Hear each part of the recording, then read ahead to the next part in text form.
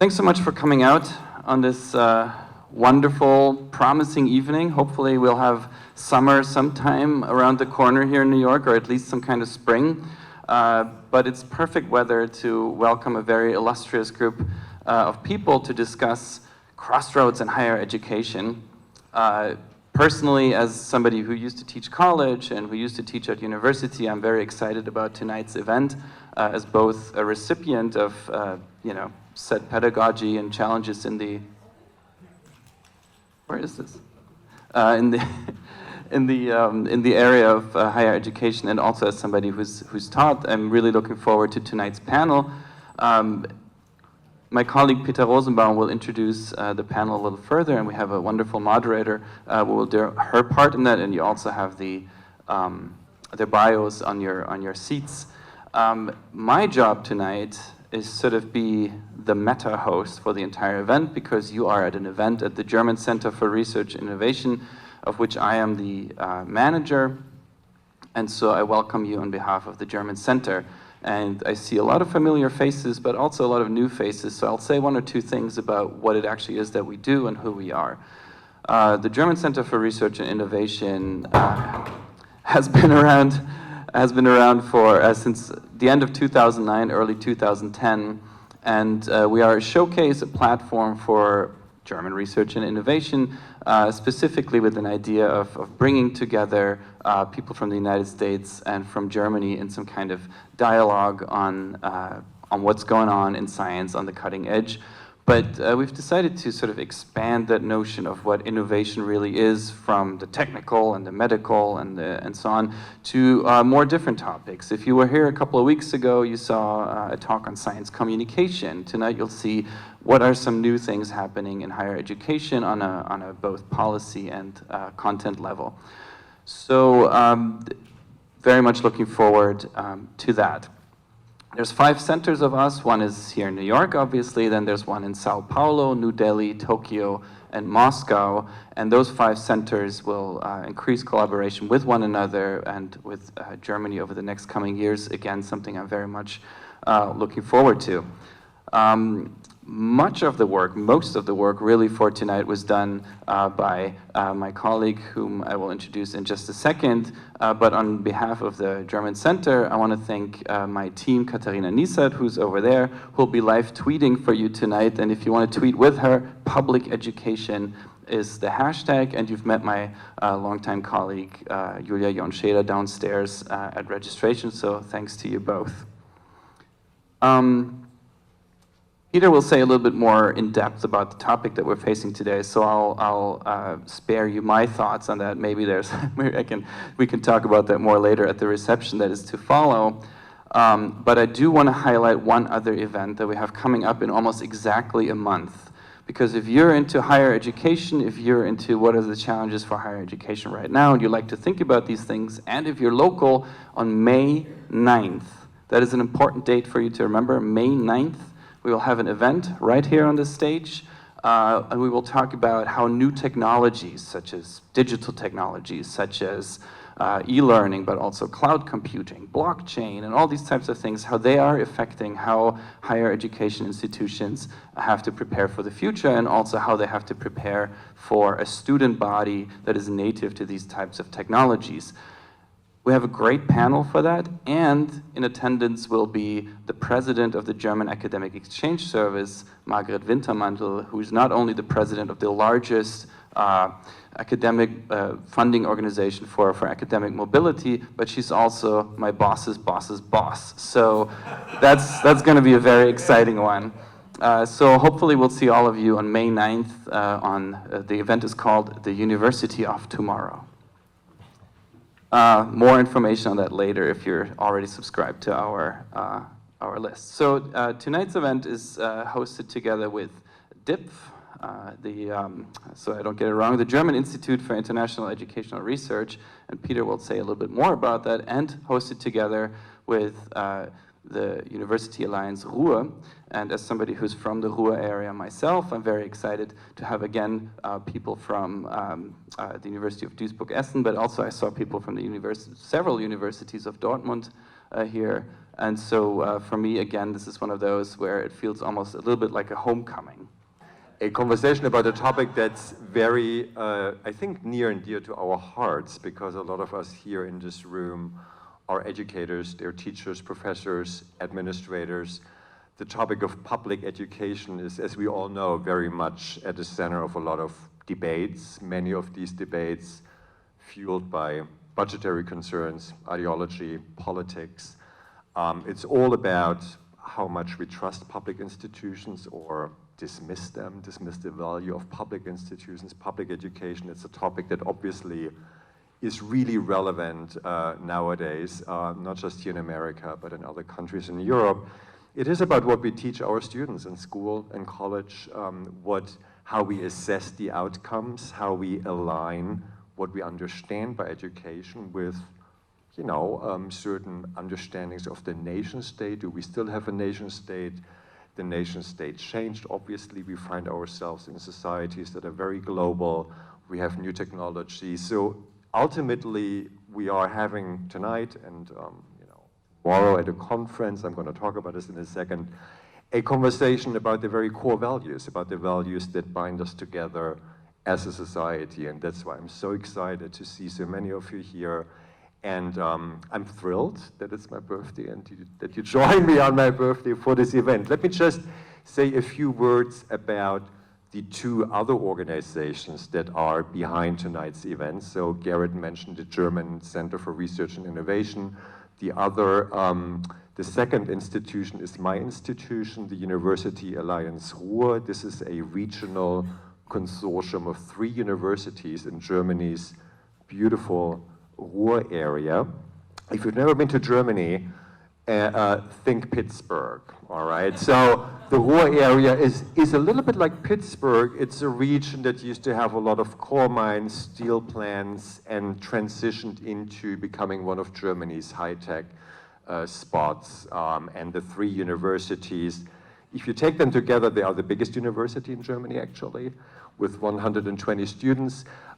They are very much behind these urban transformations in the Ruhr area. So if you want to know more about the universities, Bochum, Duisburg, Essen, and Dortmund, talk to me or talk to Professor Hermann Josef Abs. He actually comes to us from the University of Duisburg, Essen, one of the 3 universities in our alliance.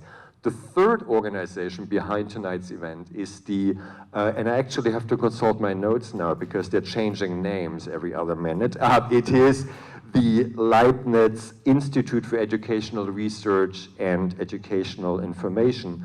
And what they do is they pretty much do everything from basic research, fundamental research, to implementing the results of their research and counsel policymakers, stakeholders, governments.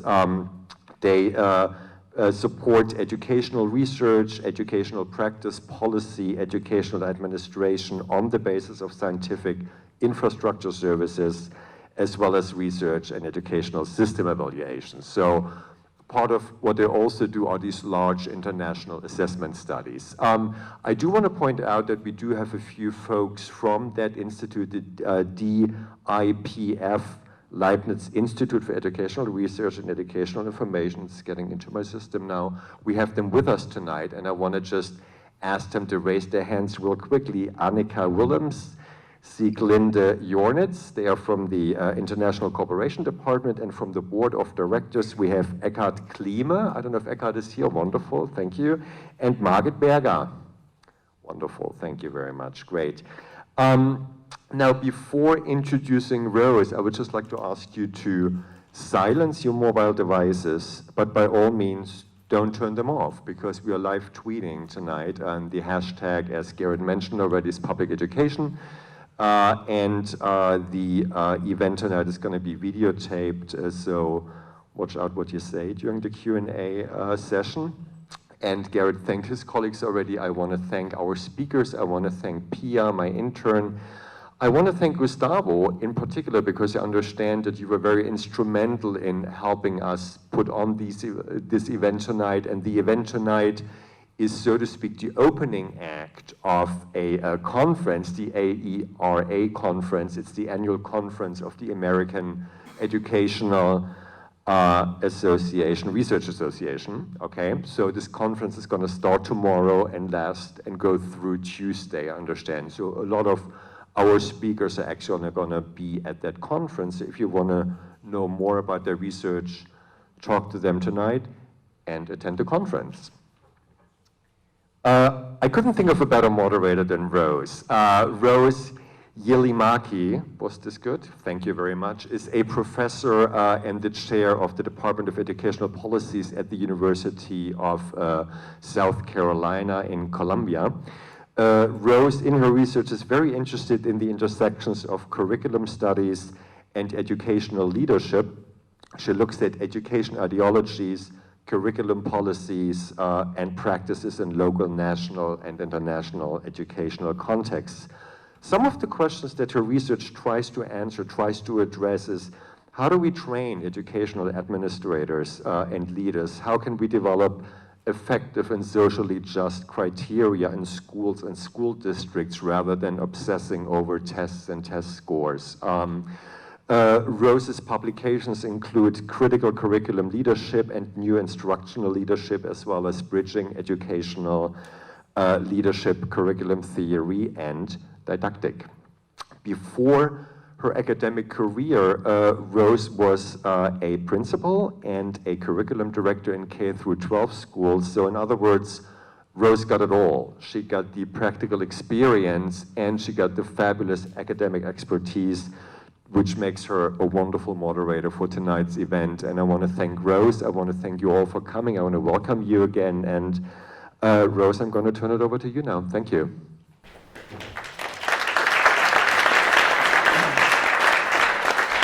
Thank you, Peter, and thank you everyone for coming tonight for what is a critical topic of our times and previous times, of course, as well. But for us now, as the beautiful introduction indicated, we have increased technology, we have digitalization, we have neoliberal policies that are reducing what the state often provides because we're open to a free market. So we have challenges to public institutions, economic challenges. All of these kinds of things are going on. And yet, at the same time, at the heart, over time, and again now, education is a human right, as the United Nations, where we are, would tell us. It is essential for children to have an education. Education for opportunities, equity, social justice. That isn't new. Education is also essential for democracy and the nation state. And yet, now we have nation states that are sort of caught in this dilemma, right? And in the 18th century, when we had modern nations formed, and Germany was influential in figuring this out, education was part of how we built democratic countries. It's how we built a nation state. In doing that, we had to have something to unify, right? We had to have language. We had to have something common. And at the same time, all of this unification, this coherence, had to be developed out of diversity, out of cosmopolitanism. That's, been through the centuries. And now we have changes. We have underneath technology, digitalization, pressures, public distrust of institutions, distrust of each other, and concerns.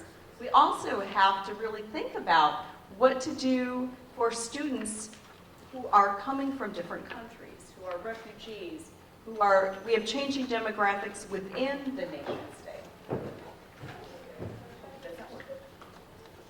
Okay, it sounded okay to me. Is that better? Yeah. Okay, sorry about that. We are, again, so grateful that we're here to really look at education now, which is a human right. It's the right of children.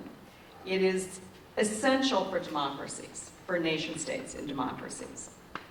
And we have perennial challenges, and we will hear about them from our experts, but we really have to think about what it is we do now in the midst of digitalization, global economies, all of these changes going on.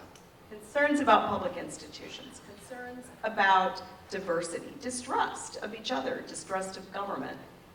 Education is essential for a democracy and for kids and for rights. And so here we are in the United Nations at a time when we again have to confront these questions. What do we do as a nation state when we're used to education as a unifying tradition? We have coherence, we have language, we have centralized common kinds of curriculum, expectations that are common to unify diversity, and yet now we have this increasing diversity and we have concerns and distrust about all of these kinds of issues. So how do we deal with this? We have perennial and contemporary challenges, and we have experts who are going to share with us what they know. We're very, very fortunate to have Gustavo Fishman from Arizona State University, and his background is in democracy and citizenship. He is professor of educational research and schooling. And we have Hermann Abs from Germany, who is professor also of educational research and schooling. We have, sorry about that. We have Ingrid Gagolian from the University of Hamburg, who is professor of comparative and intercultural educational research. We have Joel Westheimer, who is from the University of Ottawa, from Canada. And he is, in his professorship is in the University Research Chair in Democracy and Education. And so we are at a point where we're going to, I will turn it over to them in just a little bit, but I have just a few slides that we changed these a little bit, so we're kind of going through these very quickly. It was interesting when we looked at all of the contemporary concerns about public education and changing of education as from a public good to a private good, that in fact we have no changes since 1990 in the US and Germany.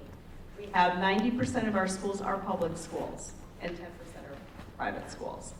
That has not changed in the last decades. But what changes is the discourse that we hear around the public. Is public schooling serving our children? Are we providing the kind of education that we need for a democracy now to continue to unify? And at the same time, we have really variations in the various countries that we have represented. They're all democratic countries, but they all have particular cultural and historical educational institutions. And we're going to hear about this from Canada, from Germany, and from the United States as examples. And with that, I'm going to turn it over to Gustavo. Hello? Whoa. Okay, so now you can say you are going to earn points if you guess which country I was born. Spain. What? Spain. Go southern. Come on, Argentina. But I live in Brazil and the US, so you can choose. So this is part of my research, and part of my research, Rose, is indicating that the discourse about public schools is that public schools are bad. I take taxis in many cities around the world, and I always ask the taxi drivers, I prefer taxi drivers than Uber drivers. I don't have anything against Uber, but Yeah. I prefer the union. Yeah. And I say, so which one is the best school in the city? And in almost all the cities, they point to private schools. Sometimes religious schools, sometimes for profit, but it's always, the private schools are better than public ones. And we know as researchers that the research indicates that that's not correct. But there is a perception, and it's a very strong perception, that public schools are bad. And the question is, why? Why do we have this sense that public schools are bad? The research that we are conducting is also showing something very particular. there is consensus that public schools are not doing well, and that there is a big problem that our public schools are very politicized, and that the students, the teachers, in the US right now we have a wave of teacher strikes that are called wild strikes, because teacher salaries have been decreasing in purchasing power in the US for the last 30 years, and the same in Latin America. So our schools are politicized, and that's one of the reasons why public schools are bad. We have teachers, this is in Oaxaca, Mexico, also protesting, and the translation is, as one of the examples why the schools are politicized, is this is the section in Oaxaca, and it says, against the bourgeoisie repression, long life the proletarian rebellion. So it's true, our schools are a little bit more politicized than in the past, or not, but the solution to this, it seems in many recommendations of international organizations and many think tanks in the US and Latin America, the solution to this problem is to make public schools more like private business. That we have to exercise the logic of the market within schools to make them more effective. And the solution to that is simple. Let's fire all the bad teachers. So now, because I'm a professor, I'm going to ask a question to you.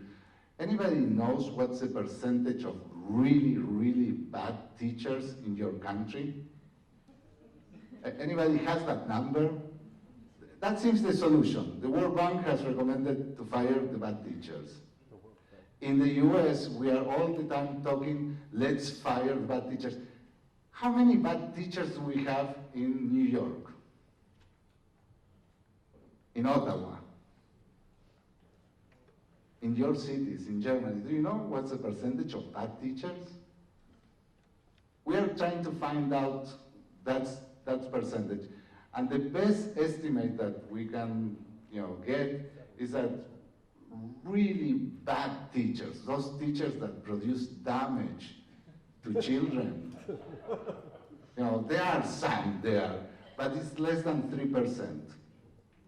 So even if we fire all the bad teachers to resolve the problems of public education, we will still have the same 97% of the other teachers.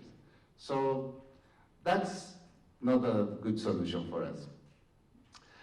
One of the problems that we find in this situation is that this cartoon from Spain is a typical example of how we are analyzing the problems of public education.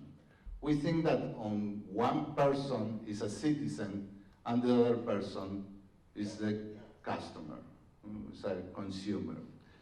And this logic that presents consumerism on one side and citizenship on the other is pervasive in a lot of educational research and in a lot of discourse about public education, that we are two different types of people. I think that this is a more realistic representation of the situation.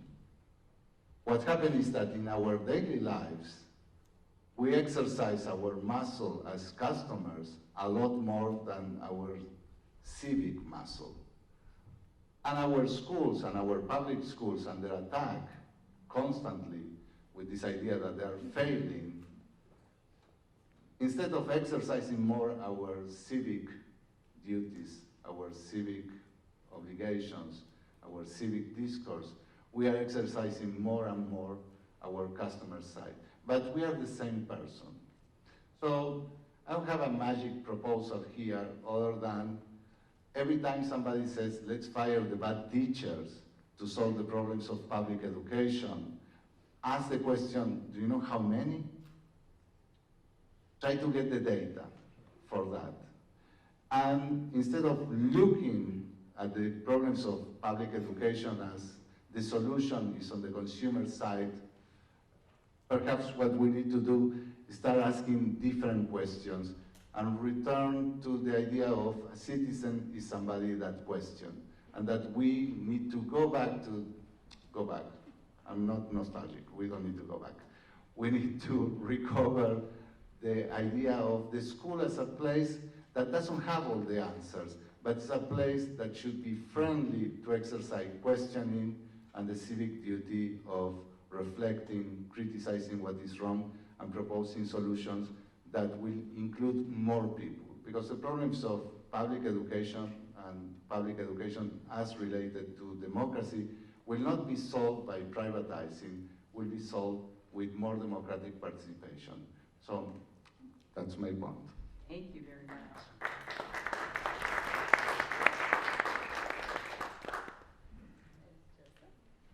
Thank you, Gustavo. Yes, Gustavo, you also brought in my slide. Thank you. The slide is from a questionnaire. We did a study as part of the International Civic and Citizenship Education Study by the IAA. And this study is asking 14-year-olds for their political, civic, and citizenship knowledge as well as attitudes.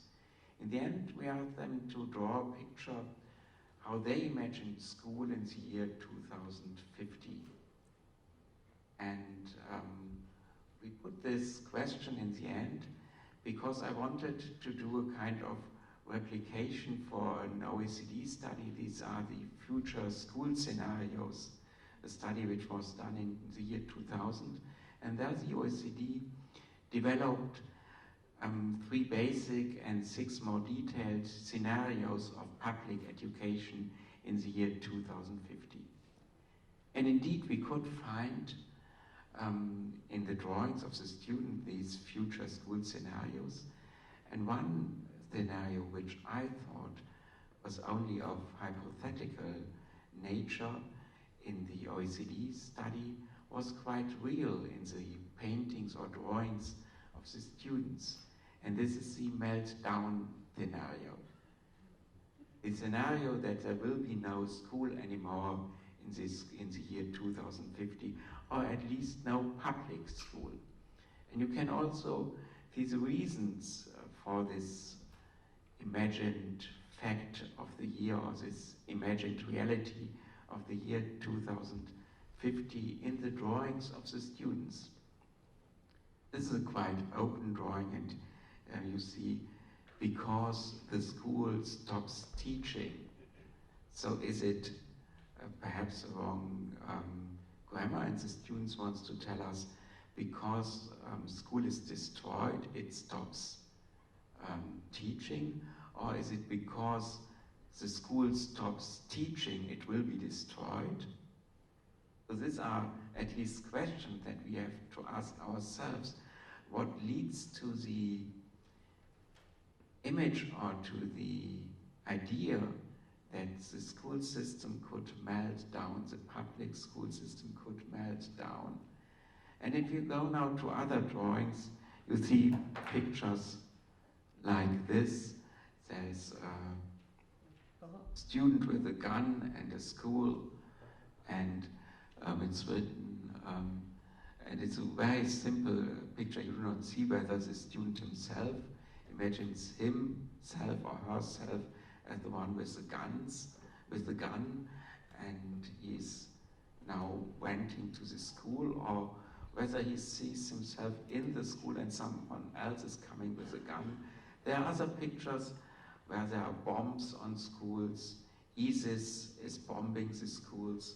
So there are several fantasies of violence around schools, but there are also fantasies that school is not sustained anymore and is breaking down because the whole architecture and the whole building does not hold anymore. So I think these pictures, I take the more open one for, again, they are reason enough to think about why there is not so much trust in schools as there has been before, and especially in German. And I'm saying this on an empirical basis. In our international civic and citizenship study, we asked students for trust in institutions, and we have a very strange result in Germany. In Germany, the students, they trust political institutions more than in other European countries. They trust more in parliament, they trust more in political parties, they trust more in the police than in other European countries. But they trust less in schools and in the school system than in other European countries. So this is, and I think it's really a result you have to think about. And there's further research needed to look into this. What we can see from other qualitative studies is that German schools have a problem, for instance, in subjects like civic and citizenship education and in history education, with competing narratives among students. So we have students from Syria and from Turkey, Kurdish students from Syria and from Turkey, and Turkish students, and their uncles or even fathers are fighting each other in their homelands. We have students from Serbia and from Kosovo, and their uncles have fought each other and have been in military actions against each other, and now they are sitting in the same class and have to listen to German history, and now this German history narrative should be the relevant narrative. So it's quite hard to believe for them whether this should be the relevant narrative or whether other narrative they hear at home or in their newspapers or in their internet bubble are more relevant. What could be a common goal for these students? Another reason why the trust in public school systems, at least in Germany, is under question, is whether these schools are still promising achievement to all students. So is there a realistic chance for me to achieve learning goals in this school, or maybe that it is better to go to other sources to achieve learning goals? The third question is the question of the shared understanding of shared objectives in schools as social entities within a town or within the border of a town. And I think these are open questions at the moment, and policy does not have sufficient answers to these questions. And these questions go beyond human rights. Of course, we have a human rights discourse in schools. Of course, the German school system is preparing for inclusion.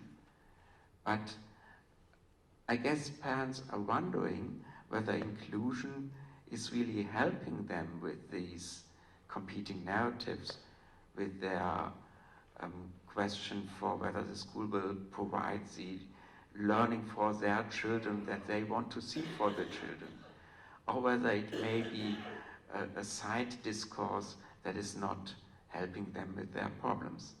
That are the questions that I want to bring into this, and perhaps we can find some answers during the discussion.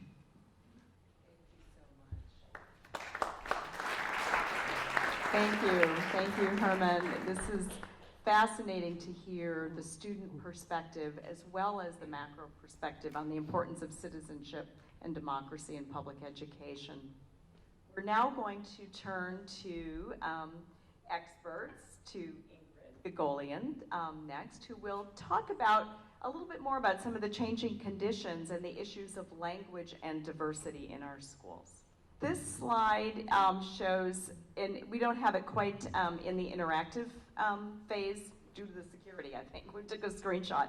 But it shows how population migrations are speeding up rapidly. We've always had immigration, and certainly in the United States, we're the land of immigrants, for example, but it was not at this rapid kind of pace. And so when we have the concerns about inclusion and democracy, we now have the changes within the nation state. And so we really need to think about diversity and language in new and different ways. And so we're very fortunate to have Ingrid here to share her work with us.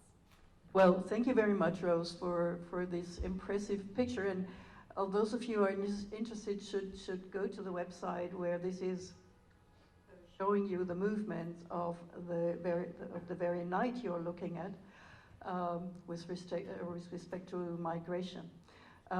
So my point of view, my contribution to this panel is I'm very much relying on the idea that the general aim of education, be it private or public, should be to provide access to participation in a society.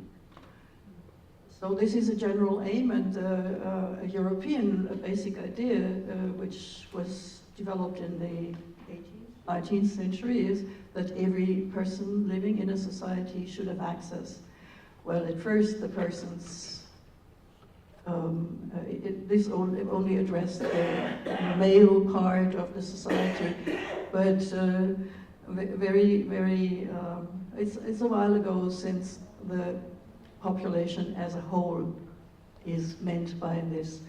So what is the basis for people to have access to a society? The very basis of this is language, the command of language. A society's language, which actually are languages, as I would say. So from my point of view, globalization and internationalization as facts, which we have to kind of accept and which we can't get rid of, pose one of the largest challenges to the education systems today, and that is individual mobility and migration. Due to migration, linguistic and cultural and social diversity in all the countries that are affected by migration are increasing. They're kind of exploding. They're more dynamic as they ever were in human history. So we should note with respect to this that most of the countries of the world are countries that receive migrants today, which also is different from what we were meant to think of a normal situation in history. So let me give you the example of Germany. Germany is one of the most attractive countries for migrants nowadays, since kind of the 1950s, so more than half a century now. In Germany, we have people from 190 nation states. You know how many nation states are officially recognized in the world? 200. You should know it. 280. Huh? 280. Two what? 80. No. It depends on the database you use. It's 193 or 196 at the moment. So we have 190 people from 190 countries in Germany. One country can't migrate to Germany, that is Germany. So there may be two countries in the world which are not sending us migrants at the moment. But what does that mean with respect to diversity or with respect to linguistic diversity? It doesn't mean much in the end, because as we know, we have kind of 7,000 languages in the world. Most of the countries of the world are multilingual countries. So what we really know is that we have probably more than 190 languages in Germany spoken every day by people. So this is a situation not only the education system has to deal with, but the education system has to deal with in a very serious way, because migrants bring the youth to the countries. Migration is a young phenomenon. Look into statistical data in every immigration country of the world, that is, the young population is larger than the autochthonous young population everywhere. So the education system is very much challenged by this situation. And at the same time, it's challenged by the deep-seated beliefs that this situation is not normal. Especially in the German education system, still today the education system is kind of relying on the basic idea that a normal society is a monolingual or monocultural one, and a normal person, a normal child, grows up in a monolingual modus into a monolingual family, and this monolingual family should also be settling somehow, should be stable, settling to one place. So this is the deep-seated belief which, in one way or the other, rules many parts of our education system, as well in organizational respect as in content respect. Still, this is the case still today, and that we are not really very successful with this modus of thinking is shown to us by statistical data, for example, from the large-scale studies like PISA, etc. So we're not really successful in dealing with diversity in the way we do. And the picture you see there is the way we try to deal with diversity. The way we try to do it is to normalize those who are not normal. So as we are a democratic country, and as everybody believes in being education system being good for all children, we also have some devices that we give support for those who are not considered to be normal. In order to normalize them, we give them some extra support in special subsystems for some while. And the expectation is that after that they are normal. So they can be what we call integrated into the usual system, and then they do not need any extra recognition anymore. So that is the principle our education system is still based on, and I'm not so very optimistic that this is about to change. But anyway, it has to change because the situation can't be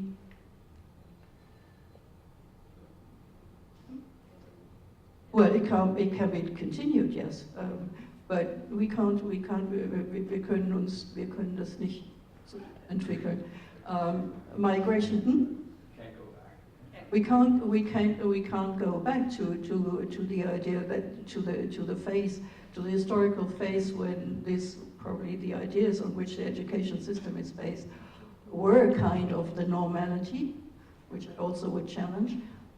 So we just simply, if we like it or not, we have to deal with this very situation that we have diversity, and that means that we have to change the education system at its basic principles in order to, well, give everybody access to a society. Thank you, Ingrid. And now we're going to turn to someone from Canada, to Joel Westheimer, to talk about the changing conditions in Canada and worldwide in his research. It's okay if I stand? Okay. I need to stretch. I was on the plane. Peter doesn't know this, but I actually have decided to put away my talk, and I've devoted my time to exploring the history of Peter's life. And so we're gonna... With sound effects. Sound effects. I'm just gonna take a few minutes to talk about the role of schools in democratic societies, and it really builds very well on what Gustavo and Herman and Rose and Ingrid have said, and it overlaps. But I'd love to start by asking you to just do a little thought experiment with me and imagine that you are now sitting in this room. You don't have to imagine that, you're already doing that. But imagine that you are suddenly whisked up into the air and you go through the roof of this building and you go up through the air and up into space, and below you the earth is turning and you're up there for 45 minutes, and it's a thought experiment, so I can say that you can breathe in space, it's not a problem. And then at some point, you find yourself shaking and you start going back through the space and the atmosphere and back into the stratosphere and boom, through a roof of a building and through a couple of floors, and you land in a classroom somewhere on the planet. But here's the catch. You don't know and you watch a lesson. You spend an hour or two watching a lesson. But you don't know whether you've landed in a classroom in a democratic country, Germany, Canada. I used to say the United States. For sure. I'm from New York. I'm American, actually, so a lot of my research is both, so I can make jokes like that. But you don't know if you've landed in a democratic country, a classroom in a democratic country, or one in, let's say, a totalitarian dictatorship or a religious theocracy. Okay? You watch a lesson, and here's my question. Would you be able to tell which kind of classroom you had landed in which kind of nation you had landed? A lot of us would like to say, well, of course we can tell, right? Of course. I mean, our schools here in New York or in Ottawa or in Arizona look nothing like the schools in North Korea or in China or in Indonesia. But when you think about it, a lot of the lessons could be very similar, right? How to add fractions, a chemistry lesson on how to balance an equation, a lesson in foreign language, a lesson even in basic history, right? A lot of them could look the life cycle of a glowworm, right? Anything. A lot of the lessons could look very similar. And the reason I find this an interesting question to ask ourselves is because it begs another question, which is, what, if anything, should be different in classrooms in a democratic nation than in those in a totalitarian dictatorship or a country led by a military junta? And let me actually just make it a little more difficult, because I know we say dictatorship, that's like evil, and democracy, that's good. I don't even mean that. Okay? Let's say it's a benevolent dictatorship. Let's say Rose is the head of this benevolent dictatorship, and she has only the best interests of the citizens at heart. Okay? Every decision she's going to make is not to increase her own power or to squirrel away money into an offshore account. It's because she wants to help people in her country. Okay? So there's her benevolent dictatorship. Still, it's a dictatorship. What Rose says goes. She's going to decide on what the best path forward is, and she will implement that path. She's not going to ask any of our opinions, because it's a dictatorship. A benevolent one, but a dictatorship. A democracy has very different requirements of citizens. Right? In a democracy, we expect citizens to make decisions on their own behalf about the way we're going to organize society. Should we raise taxes? Should we lower taxes? Should we allow abortion? Should we not allow abortion? Should we allow guns? Should we not allow guns? What rules should be put forward? Right? Should we allow immigration or not allow immigration? How should we do that? Should we build a wall? I could go on for a long time.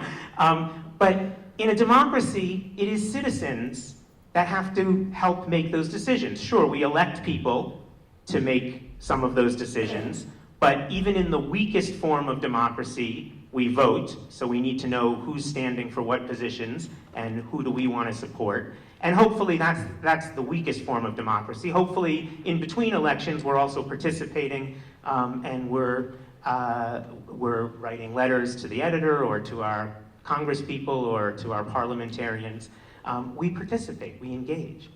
Now, if that's what a democracy requires, it seems to me that schools in a democracy would necessarily teach something a little different than schools in Rose's benevolent dictatorship. Right? Because in a dictatorship, you just follow the rules. You obey the law, you pay taxes, you listen to the leader, and you hope for the best. In a democracy, it's us who are making those rules, right? It's us who are coming together. So what do schools need to teach to make that happen? Well, first of all, I think probably one of the most fundamental questions that one of the most fundamental aspects of education that would be required in a democratic society is to teach people that well-meaning, intelligent adults differ on important matters of social concern. And that it's your job, the student, to listen to those multiple perspectives, to be able to traffic in those multiple perspectives, and then make decisions about where you stand and how we should move forward. And public education, and many of the panelists have spoken about public education and the attack on public education. Public education in both the United States and Canada was founded on the idea that not that people need a good job, or that we have to compete with China in a global economy, or that we have to teach driver's ed or anything like that. They were founded on the idea that in a democracy, you need people who are educated. It goes back to that Thomas Jefferson quote that I will paraphrase, but he said that if the people are not well educated enough to govern their own affairs, then the solution is not to take that power of governance away from them and give it to a king or to Rose, but to educate them. That was the founding principles of public education in both the United States and Canada, and in many other Western democracies as well. The idea that people need to be educated, of course, we want people to be able to make a living and to live productive and happy lives, but also that a democratic society cannot function if people do not have the skills they need to participate. So one of the fundamental skills that I think that is required is this idea that there are multiple perspectives out there, and that it's important to ask questions about the so-called truths that are there. Right? Remember, in the dictatorship, or the military junta, or the religious theocracy, there's no questioning of truth. Maybe people in their living rooms at home in private question some of the things that Rose says, but in public, it's not their job. But in the societies that we're talking about, it is our job, right? It's all of our jobs to question, to think critically about the world around us, and to be able to weigh different policy decisions. That requires schools engaging with controversial and politically charged issues. And it's funny because we so often hear the phrase, we have to keep politics out of the school. I've spent a lot of my career, both in research and in advocacy, saying we have to bring politics back into the schools. Our students need practice in engaging with exactly the kind of multiple perspectives that have people batting heads in Congress, in parliaments, right? Because that's what they're required to do. We wonder why our Congress is so dysfunctional, why some of our parliaments are so dysfunctional. I wonder why none of this is ever really emphasized to a great degree in schools. Textbooks are a wonderful example, right? I tell people sometimes that one of the most radical thing a teacher can do is to tell students that someone wrote their textbook. Why is that so, such a radical idea? Because, and you say it's true. No, seriously, look in the front of the textbook, the back of the textbook. It might have been one person, it might have been a committee of people. You'll find names. They're real people attached to that textbook. Well, the reason that's so radical is because most of us, most students and us as adults, think that the textbook came down from on high on 2 stone tablets. Someone carried it down, right, and gave it to us, that it is the gospel, that it's the truth, right? But textbooks are written by people. And once you know that they're written by people, or you're reminded that they're written by people, you start to ask questions. Who are these people? Why did they choose these people and not other people? What does this person do when they're not writing textbooks? Why did they choose these facts to include and not other facts?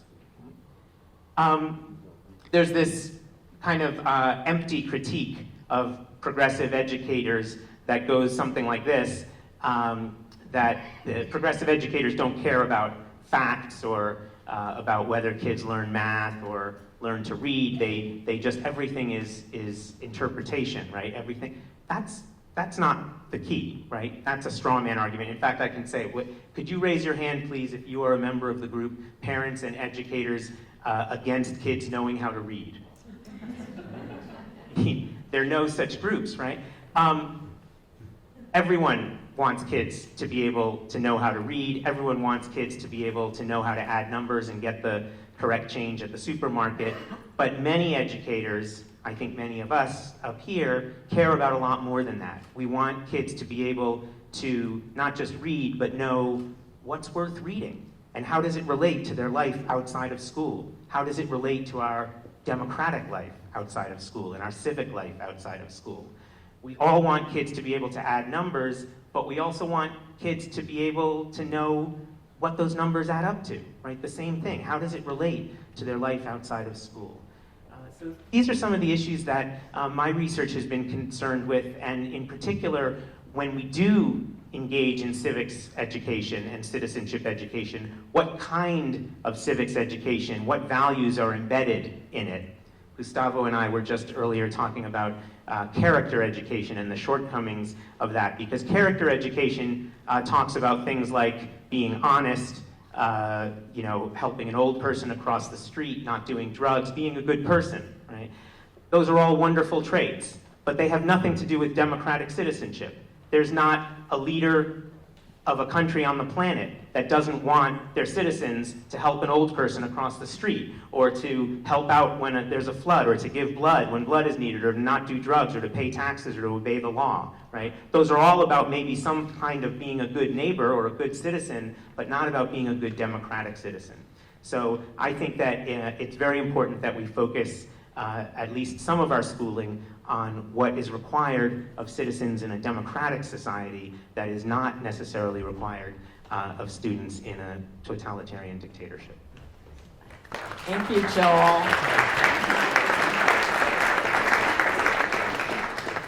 That was a fabulous summary across a number of points. I'm just going to make one more quick one to remind us, and actually Joel started it out very, very well, of what education is for in a democracy. John Dewey from the United States wrote about that. Most of us are familiar with him, Democracy and Education, and he actually wrote much of what you just said, Joel, and talked about, in fact, at the end of his career, what happened when he put in progressive education. This was around Industrial Revolution, not so unlike the times we have now with increasing diversity, rapid changes of a different kind. And at the end, he said, we need to think anew about education. It doesn't have to be progressive or conservative, but it has to be about children being able to critically think about alternatives and be able to participate and practice in a democracy. And he said many things like that. He got those ideas, adapted them, brought them to the United States from what he knew from Germany. The gentleman to the left, whatever it is there on your end, is Hegel. And he is well known, of course, in Germany. Dewey had a Hegelian deposit. And what that really meant was when Hegel, going back to Immanuel Kant and Fichte and a number of very strong experts talking about education when nation states were developed. And they said something very, very similar, and they said that we really have to teach children to think across alternatives, to know who they are in relation to the other, to build. You're building a nation state among individuals, but you have to really take students and help them think about alternatives and participate. So Dewey brings that. And then we have William Pinar, who is from the United States, but is now in Canada. And he started to think about how do we provide democratic education post a time when we have all of these tests and evaluation measures. And we think about children as numbers and subjects and textbooks from on high. We really have to think about them as subjects. We have to also think about the individual. And so he provides advice about that as well. We have cautions, and many of them have come up, but for us to think about how do we educate when we have 190 languages in a country now, and yet we really think about education as unified, right? And language is a way we build on, right? Through language, through education, through commonality. You know, it really provides a fascinating, different challenge to think about, but yet not so entirely different. So can we go back to a certain way to the traditions of education for democracy, and perhaps as Dewey did, adapt them for the changing times for our children, so that education continues to be a human right. It continues to be an equalizer, but it doesn't take us to tribalism to 190 different cultures within a nation state, because nation states are going to hold. And we need our children to be able to think critically across alternatives for the common good and for a future that really is not known to us any more than it was when Hegel developed his theories and Dewey took them forward. And Bill Pinar started to think about them. And we're thinking about them here. So with that, I'm going to ask if anyone has questions or comments. We're going to ask you to address them to a particular panelist. That will make it easier for the benevolent dictator moderator up here and others. Thank you very much for your work tonight. I wondered, Ingrid, do you think that homeschooling is going to increase in the future? As a person from Germany, I don't think so, because well, in Germany we don't have homeschooling as yet. It is not allowed in Germany. And I don't see the necessity for it. Well, May I? As a person from Germany, and going through these drawings from the students, a lot of our students are now expecting that there will be homeschooling in 2050, because school is not a secure place anymore, because its teachers will be replaced by tablets and by online teaching. So it will be there will be no necessity to go to schools anymore. So students are thinking about different models, how school could be organized, not going to public schools. And I think when our students now are wondering how school will be organized, then it will be an issue within the next decades. Also, when absolutely true, at the moment we don't have homeschooling. There are even people who, German Protestant fundamentalists who migrated from Germany to the United States because their human right to homeschooling was not acknowledged in Germany. But our students are expecting that there will be homeschooling in 2050. well, I would say I would make a difference between schooling at home and homeschooling. Maybe the places where children are schooled change, and maybe with all of these technical devices, part of schooling will take place not in public buildings. But I think there is from my point of view, there is a difference between homeschooling and schooling at home. That is, that from my point of view, the societies have a responsibility for schooling, and homeschooling is kind of a way out of this responsibility. So from my point of view, homeschooling would not be a perfect answer to the challenges we meet. Thank you. We had someone here. Actually, sorry, I snatched the microphone as the one of the hosts, I overruled you over there. But I have a very concrete question. I really thank you for your statements, and I very much feel encouraged for the future that citizen education and raising citizens of a democracy that have critical thinking and so on, and your point about maybe we shouldn't make all the students the same, but rather change the school system that can accommodate all these different types of students. But my next question then would be like, how is that going to happen? Do you have any sort of concrete visions of what that might look like, actually, rather than more these abstract goals?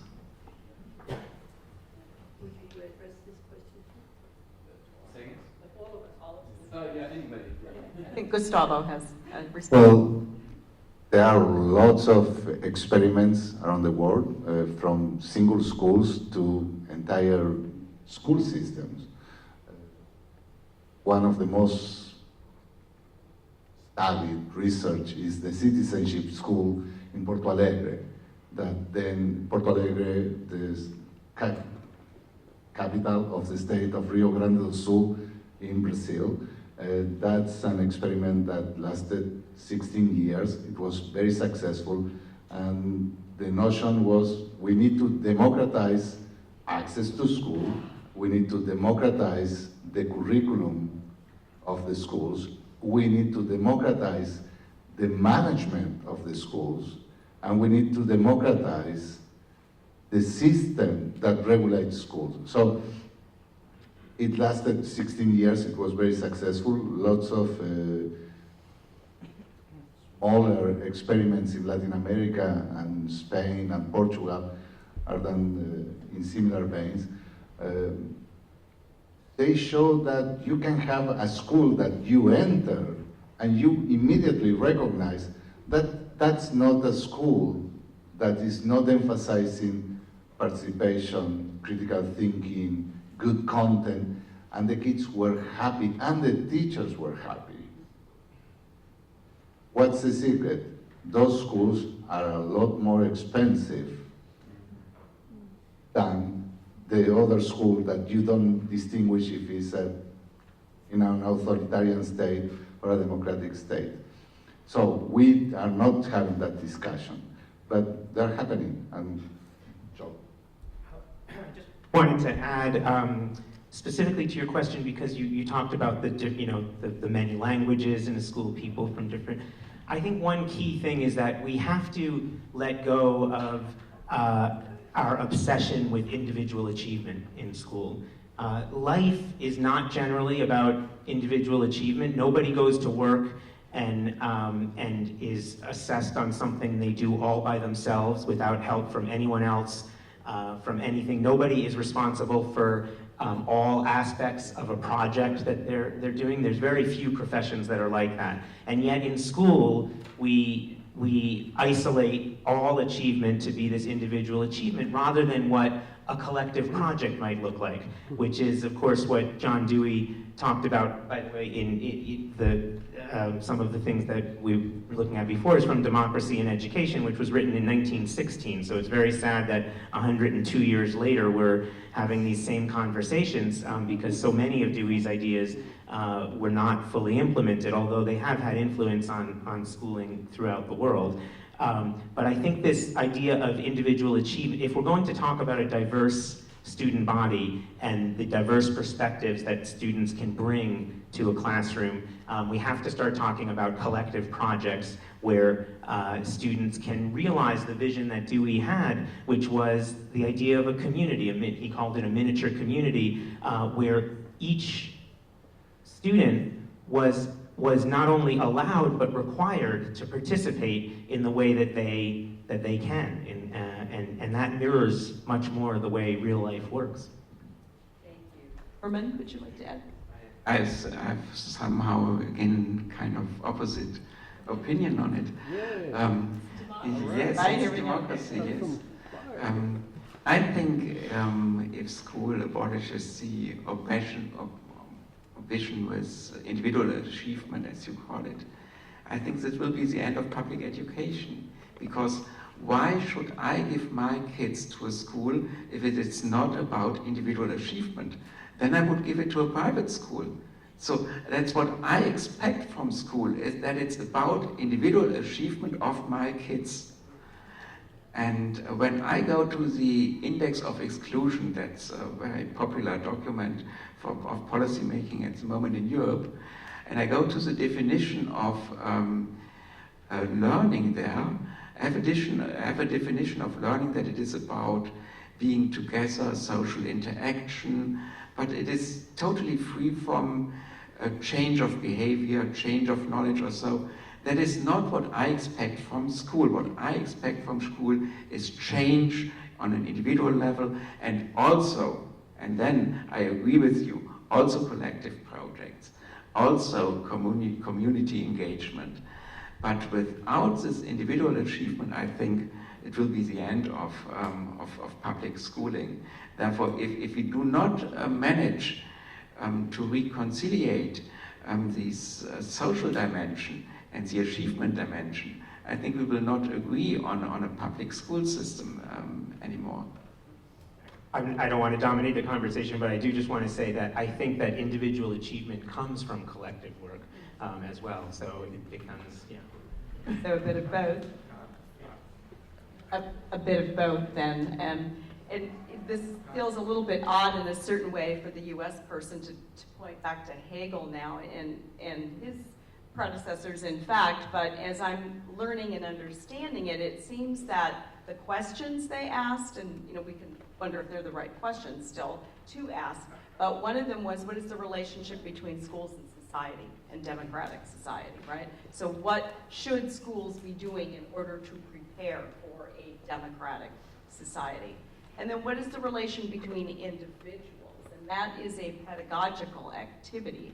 So I think it's both, at least my interpretation of that we want to think about how it is that as a teacher or the different perspectives that you've been hearing now, kind of challenge you or make you think a little bit or provocate or interrupt some of your thinking. That's teaching. And then the learner has to take it in, right? So there's an individual, there's an acceptance or not. That's what later Benner would have called, as we understand it, non-affirmative education. That it's not about that we're training you to be what it's always been in the status quo, although sometimes we affirm that, but it may also be challenging for something for change. And you have to balance that out. That's what children have to do. It's for them in the end, as I've understood. Oh, yes. Ingrid, go ahead. With respect to my work in linguistic diversity, the thing would be quite simple. At first, give up the idea that every child comes to school with the same kind of linguistic prerequisites for learning. This idea. And at second, try to accept that children know things. So children bring their linguistic history to school. They have a knowledge. They have language.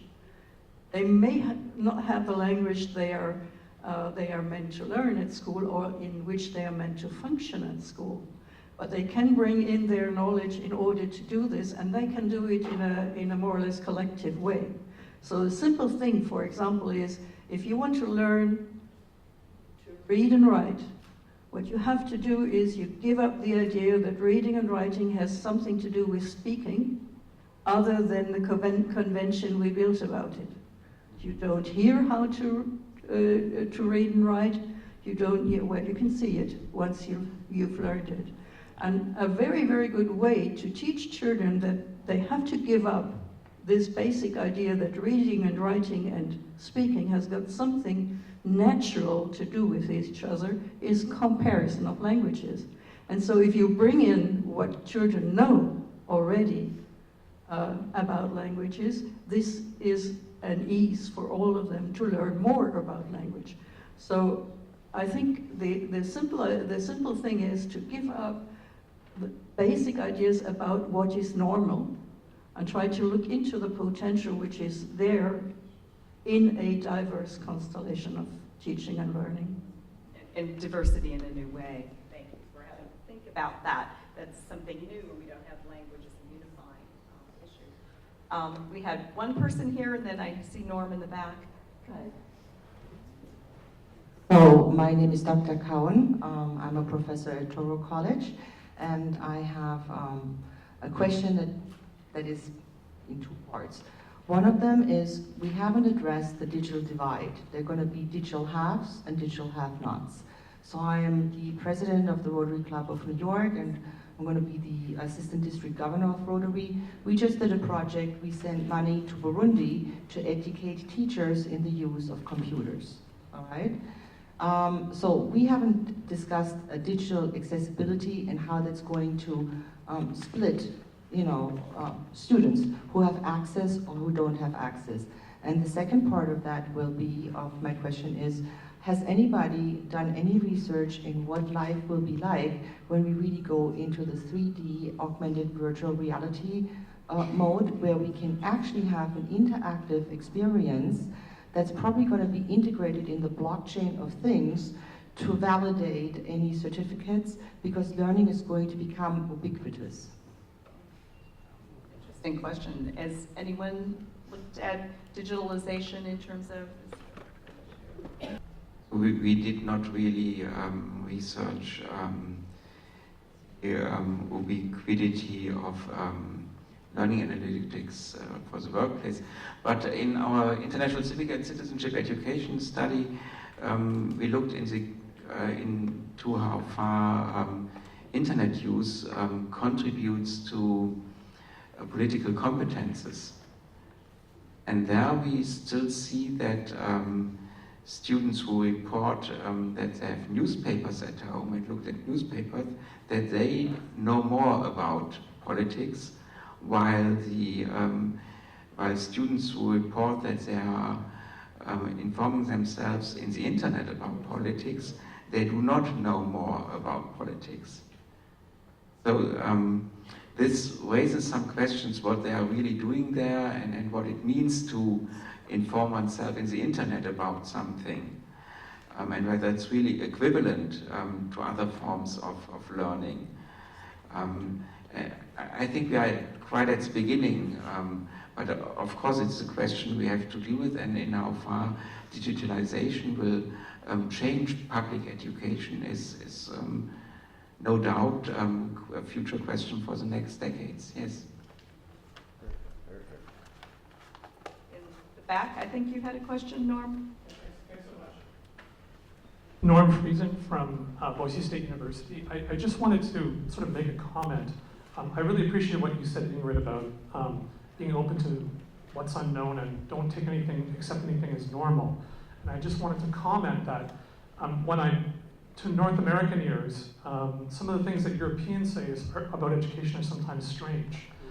For example, in Denmark, I recently heard people say, well, this type of multicultural education is not possible.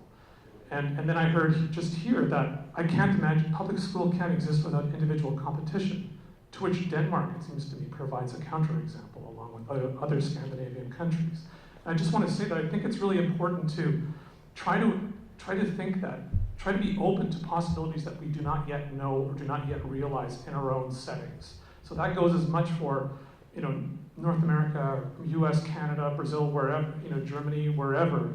But I think we have to be open to possibilities that we have no idea about, and that there are no prima facie prerequisites to what school is like from a social standpoint in terms of whether it's competition, cooperation, some mixture, or whatever. Thank you. That's a good reminder that again, for us, the future is an open question. So how we answer that is very important. Here in the front. I'm a young Choate. I was a product of the New York City sources. I'm disturbed by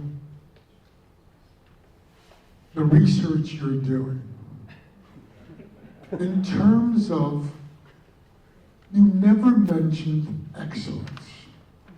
I think it has to begin with excellent teachers who are equipped to deal with the world we live in.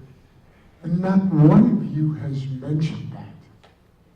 If the public school is going to survive, we need teachers who are going to be effective for our students. Thank you. Research about excellent teachers, if you look at the results in PISA of Finland, Singapore, Korea, and so on, they are showing the same. You cannot achieve to excellent results by increasing inequality. Those systems that train teachers well and that try to reduce the inequality achieve very good results in academic achievement. So the idea that we can replace all the teachers that we have today magically by recruiting the best of the best without training, without pedagogical reflections, and without providing good resources, they are not going to achieve excellence. There is no historical evidence for that, and the historical evidence today and the empirical research shows good teachers and reduction of inequality produce very good academic achievement. So we know that that works. Why our societies are not choosing to do that is a completely different question. There's so much to say about your comment, but one is that there is no crisis in the quality of teachers yet, although we're on the cusp of it. We are not lacking in excellence for teachers. There are some schools in urban centers where there's no question that there's issues, but when you do, just as one example, when you survey American parents about the state of public education and the quality of the teaching force, and you ask them how it is, they respond that it is a disaster, absolute crisis. It's terrible. The state of public education is crumbling and it's a disaster. And you say, how is your child's school? They say, oh, we're very lucky. My child has fantastic teachers, terrific teachers. And you see that repeated over and over again across every state. But of course, I mean, who would disagree with what you're saying? Of course we need excellent teachers, and I'll tell you the way to get and keep those excellent teachers is to create workplace conditions so that some of the top people graduating from universities and from all our communities across the country and across other countries want to go into teaching. And we, of course, in this country have done the exact opposite. We have attacked teachers at every turn. We have tried to take away their collective bargaining rights. We have reduced their salaries. We have reduced their access to resources and so forth. It's interesting that Gustavo said, you know, we're seeing, of course, these teacher strikes now in Virginia and Oklahoma that are spreading, finally. It's about time. And what's very interesting is you talked about the reduction in salaries, but many of those strikes and many of the demands that the teachers are asking have absolutely nothing to do with salaries or pensions or anything else. They have to do with classroom conditions under which students learn. And we have to understand that teachers' working conditions are students' learning conditions. And until we support education in the way that it needs to be supported, we will continue to have people questioning, and what I fear is that we are right now on the cusp of losing many of our excellent teachers because of everything that people have mentioned, the overemphasis on standardization and testing, which we only scratched the surface of. So absolutely, we need excellent teachers and we need to learn how to keep them. Does anyone else? It's no secret, I think, to anybody in this room that there are a lot of democracies around the world, Western or otherwise, that right now are tilting towards authoritarianism, including this country, the United States. And what we're seeing here, in particular in the United States, because of that, is, in my view, an unprecedented attack on higher education in particular.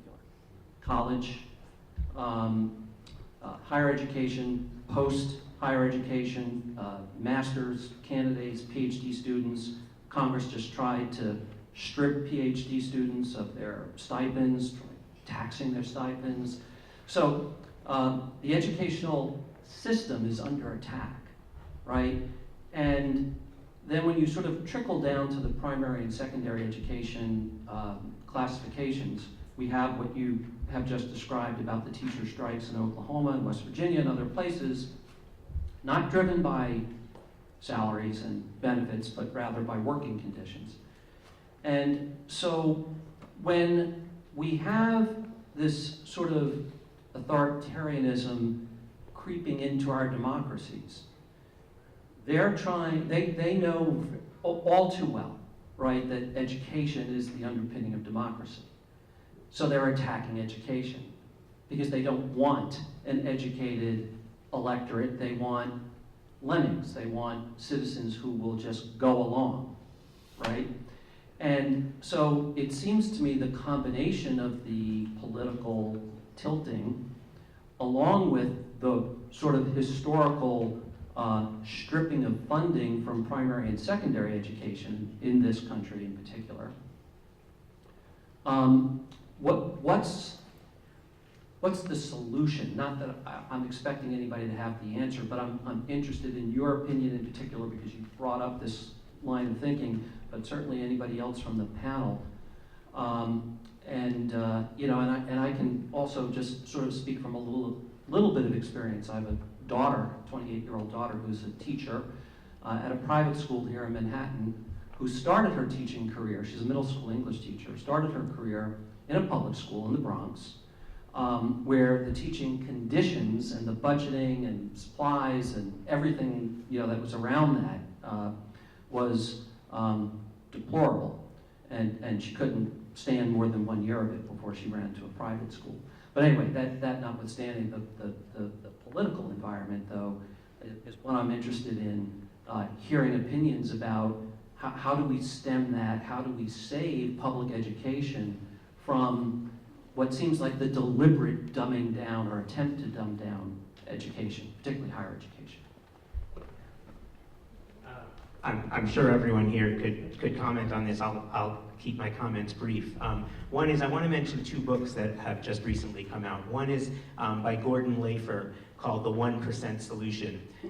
Some of you may have, if you watched Bernie Sanders' town hall meeting, Gordon Lafer was one of the experts on it. And his book exhaustively details incredibly thorough research, the thing that we haven't mentioned here yet, which is the money involved in privatizing education and who stands to gain. And he shows in great detail how legislators have been bought off by people who, like the Koch brothers and so forth, who stand to make a lot of money from redirecting the multi-billion-dollar education public funds to private sources. So that's one. The other is someone who's here in this room. Mark Spooner just published a book about this attack on higher education. It's an edited volume. What's the title, Mark? Dissident Knowledge in Higher Ed. Say it again. Dissident Knowledge in Higher Right. Education. Dissident Knowledge in Higher Education, and look at that, he has a copy right there. So, anyway, it's an excellent collection, and it's worth looking at. I think that we have a different kind of education to do, and you alluded to it, and that's educating the public on the value of public education, right? And not just on the value of public education, but on the value of public, period. Right? There's a school district in Colorado that several weeks ago announced they were losing a lot of their teachers to a neighboring school district that was able to pay $10,000 per year more. Suburban district. It's a huge matter of inequality, and they were losing their teachers, and this is what they decided to do. They said that, look, we don't have the money to match that offer, but what we're going to do is reduce the school week to a 4-day work week. And we're going to have, not work week, I mean school week for the students. And that way, as teachers, you will gain the professional time that you should always have had in the first place to adequately prepare, to network, to dialogue, to engage intellectually with your craft. And they've retained, it looks like they're going to be retaining a lot of the teachers that way.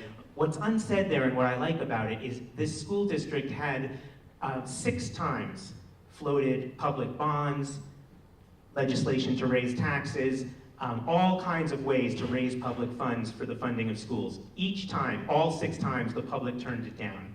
And what the school district has now said is, okay, you don't want public services, you find something for your kids to do for that extra day of a week, right? And I think that that's a kind of lesson we're going to have to increasingly give when we have this language of tax and spend government. What else are governments supposed to do? They tax and spend. That's what the government's role is, right? And you know, if you don't want your garbage collected, if you don't want the roads paved, if you don't want a police force, then we'll just have to have lessons. I think we have to do, I hope it doesn't come to that kind of drastic thing, but we have to educate the public that what public funding is about is providing services that enhance life for all of us. And it's not just that you want your child to get a good education, it's that you want to live in a society with children who are well educated, because the alternative is a disaster.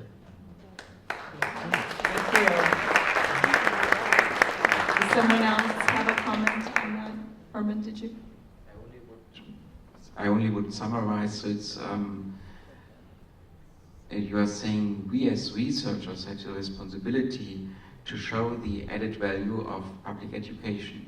If I can add from a leadership perspective, we need leadership at all levels, leadership preparation to support public education, to support democracy in schools. We're talking a lot about teachers, but this is about the power of leadership. In fact, a couple of my colleagues did a study on schools that were in incredible states with teacher shortages. And across South Carolina, for example, is just in dire need, a lot of retirements. And because we want excellent teachers, but with all of the discourse, we don't have enough teachers coming through. And so there are classrooms that we just can't staff. The difference, as Joel indicated, was not entirely about the money. It was about the leadership. And if you had a good principal who could provide the working conditions, such as what Joel was describing, it made a difference. And so we need to really look at leadership and also leadership at the policy level.